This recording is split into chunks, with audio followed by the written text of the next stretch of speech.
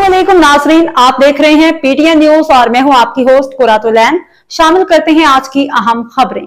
वज़ीर आज़म ने अर्जियाती survey of Pakistan के अपग्रेडेड रिसर्च लेबॉर्ट्रीज का इफ्तिताह कर दिया।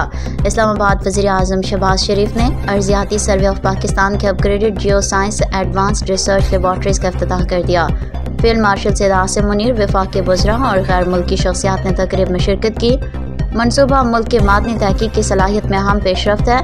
ये सहूलत 1991 में कायम की गई थी, जिसे जदीद खतूत पर इस्तेमाल किया गया। जदीद तरीन लेबॉर्ट्री कॉम्प्लेक्स शहजाद में वाक़या है। Laboratory complex ISO IEC 17025 certificates हासिल कर चुका है। एलामे के मुताबिक लेबॉर्ट्री अब बैनुल-अक़वामी तौर पर तस्लीम शुदा तज्ज़ियाती डाटा फराहम कर सकेगी। ये डाटा कान करने की कंपनियों को ज़खायर के तखमीने के लिए दरकार होता है।